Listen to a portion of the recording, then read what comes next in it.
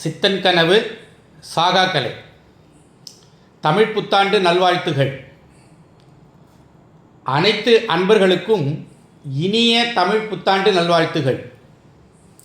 எல்லாம் வல்ல இறை பரம்பொருள் அனைவருக்கும் அனைத்தையும் வழங்குமாக. சிவய நம. பராபவ ஆண்டின் பொதுவான பலன்கள் பற்றிய சிறிய கருத்துரைகள். இந்த ஆண்டின் குரு அரசராகவும்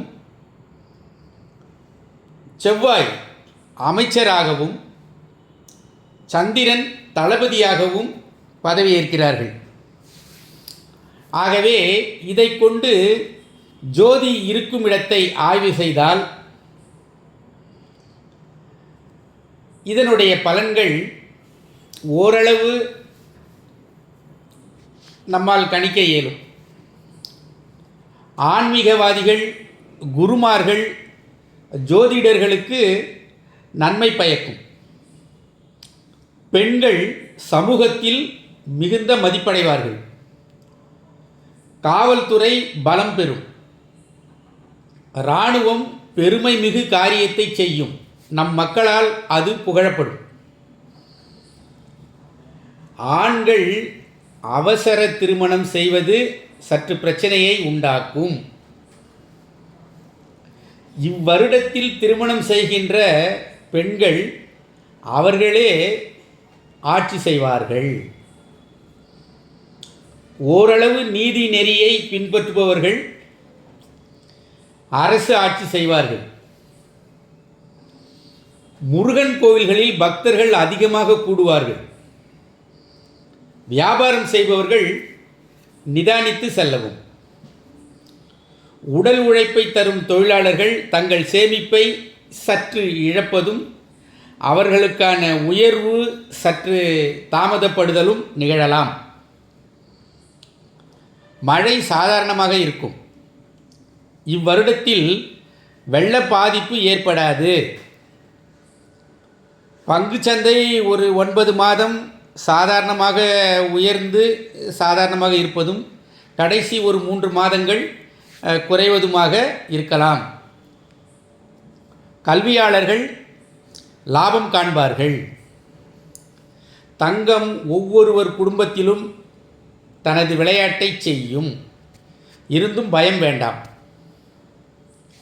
புதிய நோய்கள் உற்பத்தி ஆகாது. மருத்துவ செலவுகள் குறையும். உணவு பஞ்சம் வராது.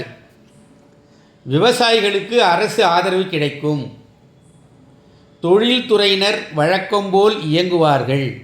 கடல் சார்ந்த பகுதிகள் வளர்ச்சி அடையும். இந்த ஆண்டை மறைமுகமாக முருகப்பெருமானே ஆட்சி செய்வார். ஆதலால் வளம் மிகும். புரிந்து கொள்ளுங்கள்.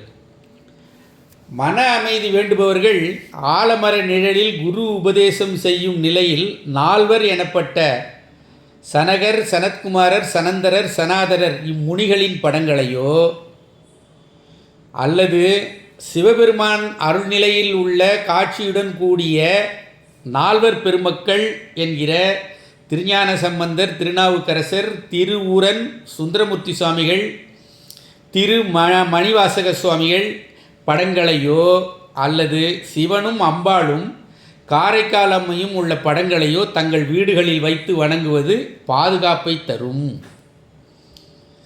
முருகப்பெருமானை வணங்குவது செல்வங்களை தரும். மேலும் உலக நாடுகளிடையே போர்கள் நடப்பதும் நிற்பதும் திரும்பவும் நடப்பதும் தொடரும். முதல் நிலையில் உள்ள ஒரு நாட்டின் மதிப்பு குறையும். 2வது உள்ள நாட்டின் தன்மை உயர்வடையும். பொதுவாக சாதாரண பலன்களே இவ்வருடத்தில் நிகழும் என நாம் எடுத்துக்கொள்ளலாம். சிவாய நம.